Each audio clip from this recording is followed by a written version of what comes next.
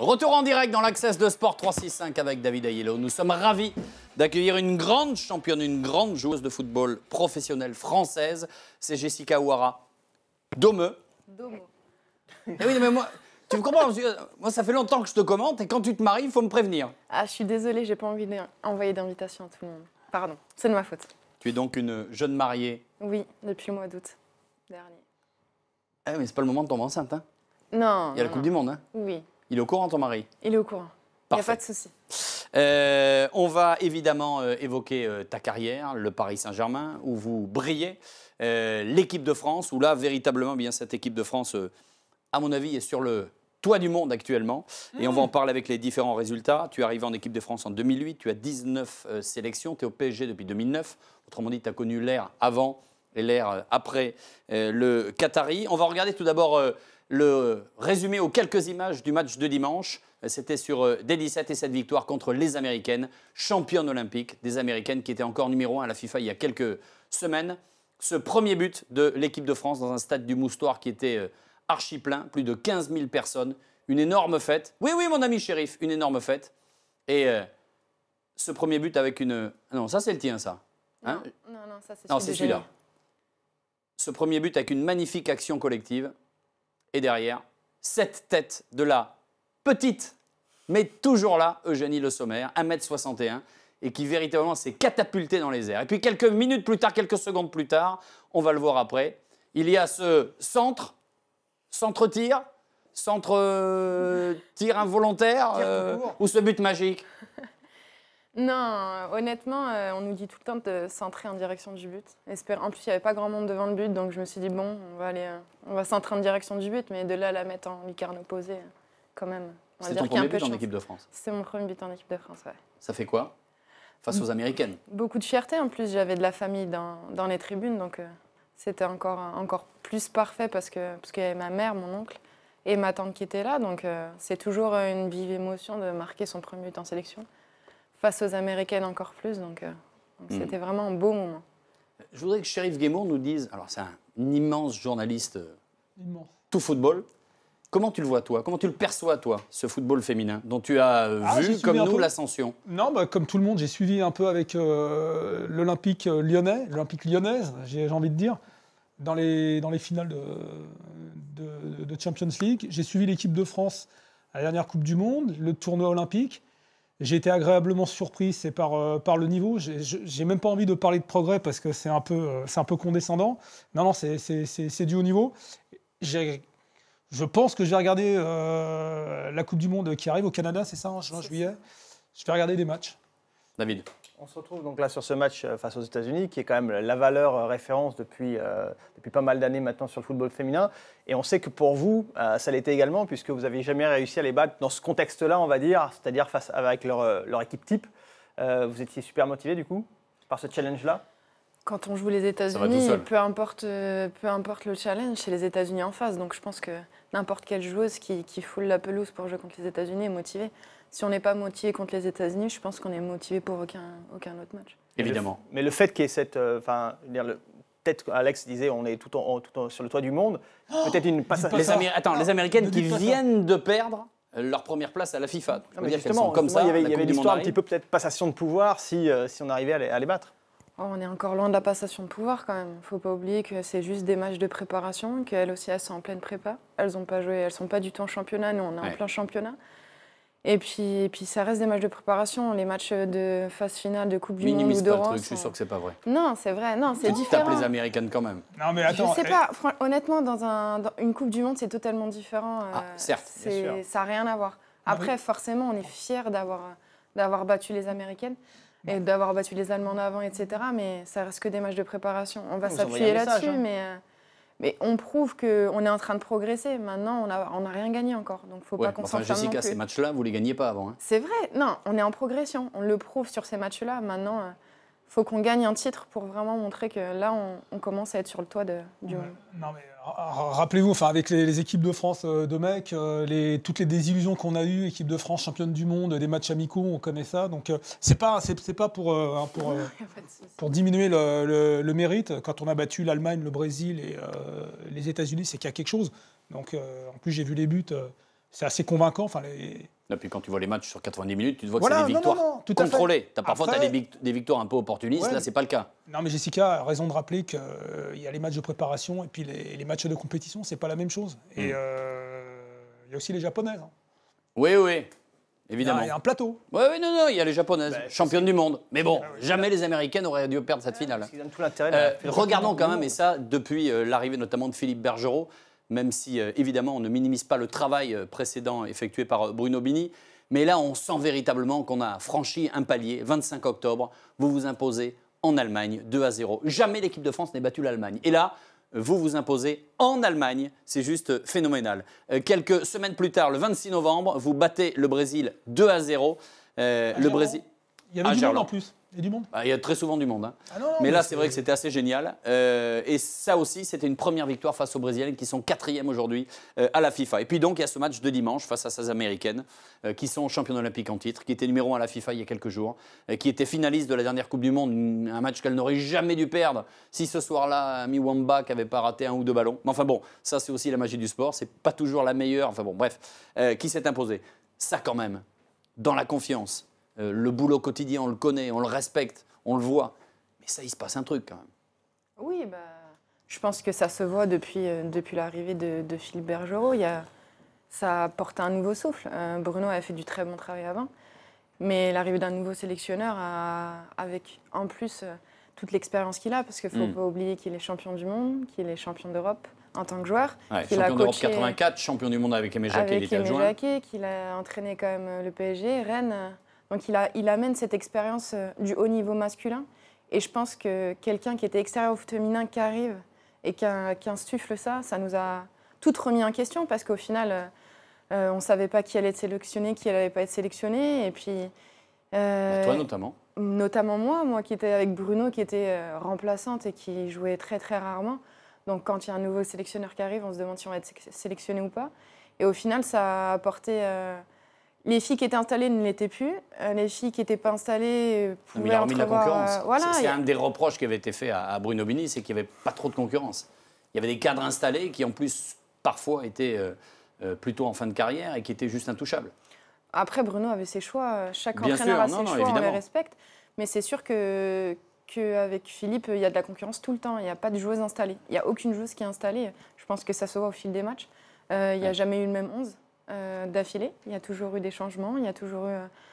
Donc c'est ça qui est bien, c'est qu'à l'entraînement, tout le monde se donne et ça tire l'équipe vers le haut parce que tout le monde a envie de gagner sa place. Donc il y a ça aussi qui fait. Et puis il y a tout le staff autour parce qu'il n'y a pas que Philippe, il y a tout le staff, il y a un très grand staff. Il y a un bon staff médical, on travaille aussi beaucoup en termes de musculation. Donc athlétiquement, ça s'est vu, je pense, Ça aussi, c'est nouveau. au match, c'est nouveau. Donc avant, on avait ce complexe d'infériorité vis-à-vis des Américaines ou des Allemandes. On se disait tout le temps, de toute façon, physiquement, certes, On n'y sera techniquement, pas. on est là, mais physiquement... Et on n'a plus du tout ce complexe d'infériorité parce que justement, on sent qu'on travaille et qu'on prend nous aussi athlétiquement. Et ça s'est vu avant-hier sur le match, dans les impacts physiques. C'était pas nous qui étions à terre, mais généralement, c'était les Américaines, donc c'est pas plus mal. David. Tu parlais du travail de Philippe Bergerot et de son staff. Dans quel secteur précisément est-ce qu'il vous apporte un plus, notamment par rapport à ce qui a pu être fait auparavant ? Sur le terrain, tactiquement, énormément. On travaille énormément tactiquement toute la semaine. Beaucoup de conservation de balles, beaucoup de jeux dans les petits espaces. Quand on se rassemble, il y a toujours au moins une séance réservée à la tactique défensive, une séance réservée à la tactique offensive. Il y a entre 1 à 2 séances de musculation. Donc tout ça fait qu'on travaille beaucoup plus. Il y a beaucoup plus de séances d'entraînement. Quand on est rassemblé une semaine, on double 2 ou 3 fois dans la semaine. Donc tout ça fait qu'on travaille beaucoup plus, on se retrouve beaucoup plus sur le terrain, donc les automatismes se font beaucoup plus facilement. On travaille généralement par binôme, donc tout ça fait que ça se voit sur le terrain. Ouais, Regardons. Oui, pardon, Chérif. Non, il y a des belles combinaisons sur les buts, et pas simplement sur les buts, il y a pas mal d'occasions de buts, et la prise de profondeur, le jeu dans les intervalles, c'est impressionnant. Regardons cette évolution du classement FIFA de l'équipe de France. On se rend compte qu'en décembre 2008, vous étiez à la 8e place, décembre 2009, c'est-à-dire hier, il y a 5 ans, à la 9e place, à 100. Alors à chaque fois, dans le rectangle rouge, c'est l'écart qui vous séparait du premier. C'est ça. Du classement FIFA. Donc 209, vous étiez 8e, 187, et on voit cette progression constante depuis 2009. À la 8e, 9e, 7e, 5e, 4e et 3e place depuis le mois dernier. Et seulement 85 points donc des Américaines, c'est rien. Ça aussi, ça change quelque chose. Oui, forcément, pour la confiance. Et puis là... Mais vous partagez ah, t'as vu, on est passé 3e ou... Oui, quand on est passé 3e, forcément, on s'est toutes envoyé un message, on l'a toutes tweeté sur les réseaux sociaux. C'est toujours une fierté d'arriver pour la première fois à la 3e place au classement FIFA. Maintenant, ce classement, on arrive 3e sans avoir gagné aucun titre. Donc, il ne faut pas l'oublier non plus. Celles qui sont devant nous, les Américaines et les Allemandes, elles sont championnes du monde, championnes olympiques. Voilà. Donc, à nous de montrer au Canada. Sans loin, mais elles ont pris 2-0 et 2-0. Oui, mais ça reste des matchs de préparation, il ne faut pas oublier. Honnêtement, nous, on part dans l'optique de ne pas s'enflammer, que ce soit avec le staff ou les joueurs. Ça, c'est le problème d'Alex, il s'enflamme tout le temps. Non, mais c'est ça. Non, mais Jessica, objectivement, et pour l'avoir vécu au cœur cette Coupe du Monde 2011, vous découvriez, alors tu n'y étais pas, mais l'équipe de France découvrait. Mais là, on voit bien que vous vous êtes installé, on voit bien que cette équipe de France a gagné en maturité, en expérience, et vous faites exploser les plus grosses écuries, les plus grosses machines. Aujourd'hui, l'équipe de France fait partie des 4-5 équipes favorites de la Coupe du Monde. Quand tu es 3e au classement FIFA, de toute façon, tu es généralement favori. Maintenant, pour avoir vu avant le match contre les États-Unis, États-Unis contre la Chine ou États-Unis contre le Brésil, je pense qu'il ne va pas falloir négliger ces équipes-là parce que la Chine a mis à mal les États-Unis, le Brésil a gagné contre les États-Unis et en plus de très belle manière. Donc, comme vous. Oui, comme nous, mais quand on a joué contre le Brésil, il y avait beaucoup de joueuses aussi du Brésil qui n'étaient pas là, il ne faut pas l'oublier. Il y en a 6 ou 7 titulaires qui jouaient leur match de Ligue des Champions sud-américaine. Donc il y a plein de choses. Nous, on va continuer, on sait qu'on est en nette progression, on le voit, mais on va continuer de se préparer sereinement. Il y a l'Algarve qui arrive, on va avoir des gros matchs, notamment le Japon. Portugal, notamment le Japon. Les Américaines aussi. Les Américaines, si on les joue, mais on joue le Japon en poule. Donc déjà, rien que ça va aussi nous permettre de nous jauger par rapport au Japon, parce que ça fait quelques temps qu'on ne les a pas joués. Donc il y a plein de choses, mais on ne s'enflamme pas. Chérif. Ouais, c'est la poule de l'équipe de France à la Coupe du Monde au Canada. France, Angleterre, Colombie, Mexique. Sur le papier. Attention aux Anglaises. Ouais. C'est le premier match, donc je pense qu'on va être tout de suite dans le bas. Ouais, on joue l'Angleterre le premier match. Donc on va voir si on est dans le bas ou pas. C'est le match à pas louper. Après, il ne faut pas négliger la Colombie et le Mexique. C'est bon ça, Colombie, Mexique? Honnêtement, je ne connais pas, pas trop. 3 crans en dessous. Après, je pense que oui, sur le papier, forcément, c'est censé être un cran en dessous. J'en ai parlé un peu avec notre costaricienne au PSG, Shirley. Elle nous a dit, Shirley Cruz, qui nous a dit que normalement, si on joue à notre niveau, ça devrait être à notre portée. Après, ça reste des matchs de Coupe du Monde. On l'a vu chez les garçons. On l'a vu plein de fois chez les garçons. Il y a plein d'équipes qui étaient favorites, au final, qui ont perdu leur match. Donc, il ne faut pas falloir négliger ça. Maintenant, je pense que si on est sérieuse ces 3 matchs-là, on devrait au moins passer les poules. Après. Le tableau. Et après, arrête de faire ton guiro maintenant. Non, elle a raison. Non, mais elle a raison, bien sûr. Après, comme tout le monde, on rêve, quoi. Oui, honnêtement, de toute façon, on se le dit entre nous. On va à la Coupe du Monde pour la gagner. On est frustrés de ne pas avoir de médaille depuis. On est frustrés de notre Euro 2013 où on perd en quart de finale alors qu'on était les favorites. Comme les JO. Voilà, donc forcément, on a qu'une envie, c'est de montrer que on n'est pas que bonne en matchs amicaux, mais qu'on est aussi bonne lors de compétitions. Il y a quand même un hic, c'est que si la France termine premier de son groupe, en quart de finale, vous prenez les Allemandes. Si elle termine... Première de leur groupe. Première de leur groupe. L'autre hic, quand même, je ne sais pas si c'est un hic, mais... Non, en quart, oui. En quart. Ah, en quart. L'autre hic, c'est peut-être pas un hic, mais c'est en tout cas une des clés de la réussite, peut-être, c'est ces fameux terrains synthétiques. Là, vous avez joué à Lorient sur un terrain synthétique, et toute la Coupe du Monde va se jouer sur des terrains synthétiques. C'est gênant ou il faut juste s'adapter? Enfin, déjà, on n'a pas le choix, mais... Et attention, Lorient, ce n'est pas un synthétique dernière génération, ce qui sera le cas lors des matchs de la Coupe du Monde. Après, forcément, on a tout envie de jouer sur un terrain gazonné une Coupe du Monde. Maintenant, on n'a pas le choix, c'est comme ça, on l'accepte. Ça a été vu, c'est sur synthétique. On se prépare toute la semaine à Clairefontaine, on s'est entraîné sur terrain synthétique. On a joué à Lorient sur terrain synthétique. Rappelle-nous les contraintes, les changements. Les rebonds, c'est pas du tout la même chose. Ça rebondit plus? C'est un rebond totalement différent, oui, ça rebondit un peu plus. On va faire une passe, peut y avoir un rebond bizarre, ça arrive. Pour un défenseur. C'est pas très agréable. Et puis, les appuis sont totalement différents, ça donne de la vitesse au jeu. Pour nous, c'est pas plus mal parce qu'on aime jouer au ballon, donc c'est bien aussi pour nous, les Françaises. Mais en termes de récupération de match, jouer sur un terrain synthétique 90 minutes, Le lendemain de match, on a des grosses courbatures parce qu'en termes Et des brûlures. Des brûlures, oui, comme on dit, des pas pizzas bon, chez nous. Non, mais il faut défendre debout sur le synthétique. Oui, mais On des dit qu'il fois, y a il n'y a pas le des choix. Bah ouais, des fois, faut y aller. Évidemment. Mais forcément, en termes de choc, quand on va cumuler les matchs pendant la Coupe du Monde, les organismes vont être beaucoup plus gênés que si on avait joué sur un terrain pelousé. Évidemment, il y avait beaucoup de monde à Lorient, comme très souvent quand l'équipe de France se déplace. Regardez ces différentes affluences et on se rend compte qu'on n'est jamais en dessous de 8000 personnes dans des stades qui parfois font le plein, comme c'était notamment le cas du côté de Lorient. À Lyon, 11 000 personnes, c'est beaucoup, même si le taux de remplissage n'est que de 27%. Cette équipe de France, les Français l'aiment. Ça, c'est indéniable. Oui, on le sent. De toute façon, depuis la Coupe du Monde, il y a un engouement qui est arrivé. Et plus ça va, et plus il y a de monde qui viennent nous voir. À Lorient, l'ambiance était vraiment exceptionnelle. Aux entraînements, Il y a tout le temps 500 du personnes monde. qui viennent. C'est Ouais, génial. non, c'est top. Quand on est allé dans le Nord, à Calais, on est arrivé, on était dans un petit bled pour s'entraîner. Et il y avait plus de 1000 personnes. Donc, ça fait toujours chaud au cœur, nous, de voir autant de monde qui nous suivent. Et puis, j'espère que ça va continuer, mais ça va passer par un bon résultat à la Coupe du Monde. Ça permettrait d'avoir encore plus de monde qui nous suivent. J'arrive. Et vous la sentez, la responsabilité par rapport à la visibilité du football féminin et du football de l'équipe de France? Parce qu'il y a aussi... La pression, là. Non, mais qu'est-ce que c'est que cette question? Tu vas Toi, tu comprendre. lui as parlé de petit bled, tu l'as vexé. Tu vas comprendre.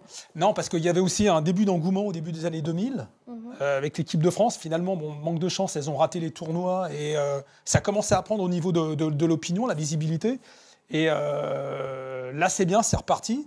Et vous sentez que s'il y a vraiment un bon résultat en Coupe du Monde, qui va commencer aussi à vous installer durablement, je veux dire, dans les médias par rapport... C'est une joueuse de football, hein. C'est pas une présentatrice télé. Hein. Non, mais... J'aimerais bien, d'ailleurs. après. Non, mais ça peut retomber, c'est ça que je veux dire On en aussi, ça peut reparlera. retomber. Je te rappelle que début des années 2000, même Aimé Jacquet s'est investi dans l'équipe de France Absolument. féminine, tu te rappelles? C'est même lui qui poussait derrière. Hein. Voilà, tu vois ce que je veux dire. Donc il y a eu un engouement, et malheureusement, comme les résultats n'ont pas suivi, Non, mais ça passe par les c'est résultats, retombé. évidemment. Voilà. C'est pour ça. Mais on le sait, de toute façon, s'il y a autant d'engouement depuis quelques temps, c'est parce que les résultats aussi de l'équipe de France féminine sont là. S'il n'y avait pas de résultats, je pense qu'il n'y aurait pas 15 000 personnes comme il y a eu dimanche à Lorient. Forcément, après, on se dit toutes que de toute façon, si on fait une bonne Coupe du Monde, si on va en finale ou si on ramène au moins, on est sur le podium, on va dire, forcément, il va y avoir de l'engouement, forcément, il va y avoir de plus en plus de public, de plus en plus de médias qui vont s'intéresser à nous. Et forcément, le football féminin en France va se développer. Ça passe par là. On sait qu'on a cette responsabilité-là sur les épaules, mais ça nous donne encore plus de motivation pour cette Coupe du Monde. En même temps, il n'y a pas que ça. Il y a les résultats, évidemment, mais il y a aussi le fait que cette équipe de France joue, que vous êtes sympa, que vous êtes disponible, et je peux en témoigner. Et ce n'est pas par hasard si le record de la TNT n'a été battu qu'il y a quelques jours par les handballeurs. C'est-à-dire que les femmes ont été battues par les mecs. Là, il faut faire un truc, les filles.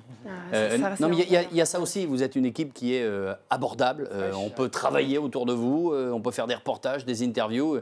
Il se passe des trucs, quoi. Non, c'est sûr. C'est vrai que tous les gens qui sont autour de nous, qui découvrent le foot féminin, la plupart du temps nous disent c'est agréable, vous êtes disponible. Les supporters nous disent vous venez nous voir. Forcément. Normal, quoi. Pour nous, on apprécie d'autant plus d'avoir du monde, donc on a envie de leur rendre. Pour nous, c'est tout naturel d'aller voir les supporters, d'aller les saluer, d'aller leur signer des autographes, parce que justement, on a besoin d'eux pour que le foot féminin se développe, on a besoin d'eux pour que ça soit médiatisé. Donc on a envie de promouvoir notre discipline, donc ça passe par là et on le fait de gaieté de cœur. C'est parce que vous ne gagnez pas encore assez d'argent, mais après, t'inquiète pas, tu changeras. Elle va être championne du monde, elle va avoir le melon. Elle ne voudra même plus venir sur notre plateau. Exactement. Tiens, on en reparlera, on verra. Quand On tu seras verra. championne du monde. Voilà, je tiens le pari. L'invitation est lancée. Tu es au PSG depuis 2009. Oui. C'était avant l'arrivée du Qatar, de QSI. Tu as connu l'avant et l'après. C'est une révolution, c'est une évolution, c'est plus facile. Attention, toi aussi, tu as grandi, mûri et gagné en expérience et en résultats. Oui, mais avant, on n'était pas professionnel au PSG. On faisait 35 heures, on faisait nos 35 heures par semaine, on allait s'entraîner à 19h30 le soir.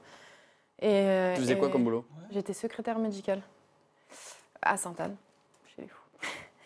Et du coup, c'était complètement différent. Depuis qu'ils sont arrivés, on a gagné le statut de professionnel, on s'entraîne la journée. On fait que ça de notre vie, donc en termes de récupération, ça n'a rien à voir. En termes de quantité d'entraînement, ça n'a rien à voir. Donc forcément, grâce à ça, moi je pense que c'est grâce à ça que j'ai été aussi appelée en équipe de France, parce que j'ai eu une sélection en 2008, mais après ça a ça a été le néant pendant quelques temps. Et grâce à ça, j'ai progressé. Quand on travaille... Non. Et moi, je peux en témoigner. T'as pas progressé, t'as explosé, Jessica. T'as explosé. Si vous le Non, dites. mais franchement, Non, je pense ce que poste oui, de latéral droit, pardon, mais il était difficile à conquérir en équipe de France. T'as une fille, Corinne Franco, qui était là, qui était bien installée, qui avait des bons rendements. Là, t'as réussi à lui chipper la place. Alors, c'est la concurrence saine dans le sport. Mais ton jeu a tellement évolué. Mais c'est grâce à ça aussi. Quand on n'a que le foot à penser, qu'on n'en a pas notre vie professionnelle à penser, quand on ne Évidemment. rentre pas à 2 h du matin, il faut aller travailler à 8 h le lendemain matin, forcément ça change. En termes de... on va dire... athlétiquement, j'ai énormément progressé depuis quelques années parce que aussi, on fait de la muscu en club. Parce T'as qu'on changé de taille de jean. J'ai baissé de taille de jean. Oui, j'ai baissé de taille de jean, mais au-delà de ça, on est à 7 entraînements par semaine. Donc quand on en avait 4 avant et qu'on est passé à 7, forcément, ça change. Donc tout ça fait que j'en suis là aujourd'hui. Et puis il y a le changement de poste aussi. Avant que les Qataris arrivent, on va dire, je ne jouais pas latéral. Donc je pense qu'il y a ça aussi qui a changé ma vie, on va dire. David. Alors justement, l'arrivée des Qataris, on a vu ce que ça a produit sur la section masculine du Paris Saint-Germain. On parle un petit peu moins, même si heureusement tu es là pour en témoigner de la section féminine. Parle-nous un petit peu de ce projet. Est-ce qu'il y a les mêmes attentes? Est-ce qu'il y a la même pression? Alors pas médiatique évidemment, mais est-ce qu'ils sont aussi présents pour vous qu'ils sont pour la section masculine? Ah oui, Est-ce qu'ils vous mettent la pression? C'est ça? honnêtement. La sœur vient à l'entraînement. Hein. Oui, bien sûr. Dès l'instant où ils investissent dans l'équipe féminine, parce qu'ils investissent énormément, on a une obligation de résultat, ce qui est tout à fait normal. Vous la sentez? Une pression? Oui, on la sent. Très clairement, cette année, l'objectif, c'est le championnat et la Ligue des Champions. Donc, l'objectif est le même que pour les garçons. On est encore en lice pour le championnat, on est encore en lice pour la Ligue des Champions. Donc, on est encore dans les objectifs. Et puis, il ne faut pas oublier qu'on a une centre d'entraînement magnifique juste pour nous, les féminines, à Bougival. On a un terrain d'entraînement qui a été refait à neuf, qui est... On ne peut pas se plaindre, il y a les moyens vraiment pour nous. Donc oui, il y a la pression, mais on a envie, quand on est joueuse de foot... Et la pression, c'est Jean-Claude Blanc et Nasser El Khelaifi ou ça passe par d'autres personnes? Non, c'est Jean-Claude Blanc. Et Très Nasser investi, El Jean-Claude Blanc, dans le foot féminin. Et Zlatan aussi, de temps en temps. Ça va filer un coup de Il est pression. venu vous voir de temps en temps ou pas? Non. Ce serait bien qu'il vienne. Mais il y en a eu d'autres, non? Oui, il y a eu Thiago Silva et Marquinhos, donc c'est pas n'importe qui non plus. Non, on sent qu'ils sont là. Et je pense que toute la famille PSG est là. Les handballeurs sont derrière nous, nous on est derrière les handballeurs. Les footeux aussi, en fait. Toute la famille PSG est ensemble. C'est beau ça. Il faut. Et puis il y a eu ce match face à Lyon, Ah en Ligue des Champions. Ouais. Lyon qui était évidemment favori. Lyon qui l'a déjà gagné, cette Ligue des Champions. Et il y a ce match aller-retour que vous gagnez. Alors, avec un poil de réussite, mais vous gagnez. Un Ça poil de t'agace quand je dis réussite. ça? Oui, ça m'agace. Honnêtement, oui. Au match aller, je pense qu'on méritait de gagner. Au final, on fait C'est match vrai. nul. Au match retour, elles ont eu la possession de balle, mais combien d'occasions elles ont eu vraiment? Pas Très beaucoup. Voilà. Après, nous, on a su être, on va dire, être efficaces. On n'a pas beaucoup d'occasions, on la met, mais au final, oui, elles ont eu la possession de balle pendant tout le match, mais elles n'ont pas eu d'occasion. Donc, si elles avaient eu des occasions, des poteaux, des barres transversales, j'aurais dit oui, un brin de réussite. Mais là, elles n'ont pas eu d'occasion, donc pour moi, c'est pas un brin de réussite. Et Olas, il est venu vous féliciter ou pas? Non. Non. Il a tweeté. Forcément, dommage. mais c'est normal. Je comprends, c'est un président qui est... Est-ce qu'il a tweeté? Si, il a tweeté. Oui, il a tweeté. Je m'en souviens, Ah il a oui, tweeté. oui. C'est vrai, absolument. Il était aigri. Mais En parlant justement de la. il était un petit peu aigri, du hold-up, mais ouais. ça prouve d'autant plus combien il est derrière son Bah, vous équipe êtes là, vous féminine. êtes dérangeante, quoi. Et puis, ça prouve qu'il est vraiment derrière son équipe féminine. Ça prouve qu'il est à fond derrière son club, c'est derrière son équipe féminine. Il a porté le ça, football y a féminin rien français là-dessus, pendant hein. quelques années. Bah, c'est grâce à lui. Je pense que si le football féminin aussi est là maintenant. Donc, ça me dérange pas qu'il tweete ce genre de choses parce que ça prouve justement qu'il Bah, est que vous derrière êtes son là, équipe quoi. féminine. Voilà. Et puis il y a eu une Y a pas de gagnante et une souci. perdante. Voilà, c'est comme ça. Et vous pouvez rappeler un peu les positions au championnat là, parce qu'il y, a Ben- un gros truc qui Là, c'est se plus profile difficile. là. Bah, là, on est première avec, Ouais. avec 2 matchs d'avance. Donc, et on joue dans 10 jours Lyon, à Paris. Et en gros, si on gagne par 2 buts d'écart, on passe première. Donc c'est le match où va jouer le championnat, tout simplement, Exactement. le 21. Ouais. Le crunch. Bon, enfin, déconnez pas les filles. Bah non, on va tout C'est faire le pour. mois de juin. Hein.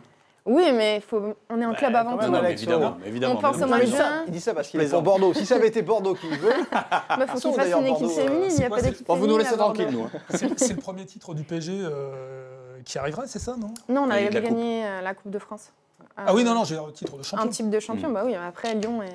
Moi, Sur il y a toi une de question, la France de et Lyon a énormément dominé. Aujourd'hui, vous êtes là, évidemment. Et dans le vestiaire, ça se passe comment? La rivalité entre les Lyonnaises et les Parisiennes? Honnêtement, en équipe de France, il n'y a aucune rivalité. Et je fais pas la langue de bois en disant. On a une ambiance, je pense que si aussi on est aussi bonne sur le terrain, c'est que l'ambiance est vraiment très très bonne au sein de l'équipe de France. Il n'y a plus de clans comme on a pu entendre il y a quelques années. Ça Ouais. n'existe plus. Moi, je suis arrivée il n'y a pas longtemps.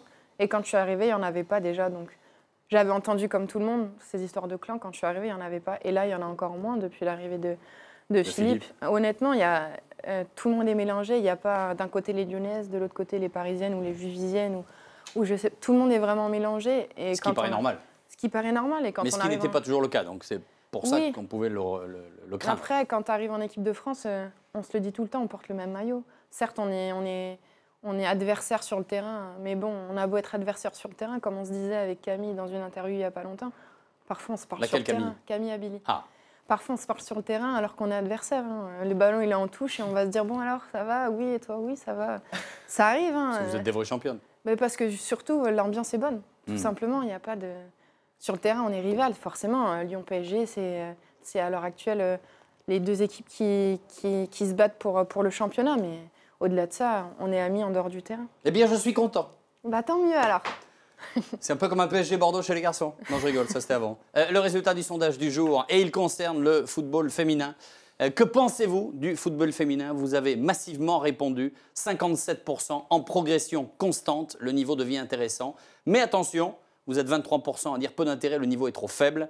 3% c'est attractif quand il s'agit de grosses compétitions. Oui, il y a quand même une chose, et ça évidemment on est obligé de le dire et de le souligner, c'est qu'il y a quand même 2 clubs ou 3 avec Juvisy, mais que derrière c'est plus compliqué. Mais en même temps, c'est niveau de faute, c'est la faute au sport en général ou à une crise qui frappe le sport en général. Ouais, puis et qu'aujourd'hui on a déjà du mal à financer des clubs de Ligue 1 et Oui, les puis budgets il faut féminines passent un peu Il derrière. faut surtout regarder d'où on vient, enfin, d'où vient le championnat de France de football féminin. Donc je pense qu'il faut plutôt regarder vers l'avant et être optimiste. Je vous rejoins, mon ami. Attention, ce soir sur Sport 365 à 22h, c'est la première d'une nouvelle émission, c'est Place au sport, une nouvelle émission politico-sport de la chaîne présentée par Patrick Chen. Premier invité ce soir, Édouard Rian-Sipel, le député PS. Voici un extrait de ce qui vous attend tout à l'heure à 22h.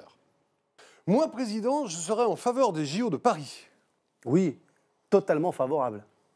Donc j'espère que nous les aurons et militons Avec une maire pour de cela. Paris qui est contre, ça va être difficile, non?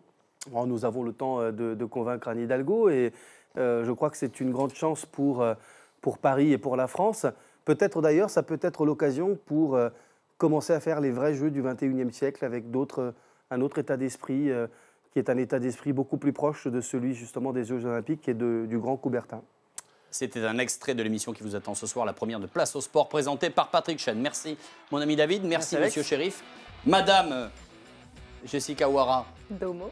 on salue monsieur au passage. Il faut l'accompagner parce qu'on va être champion du monde. Oui, on va être champion du monde. Ça, j'adore. Merci à tous. À demain pour une nouvelle émission de Sport 365. Salut à toutes les équipes.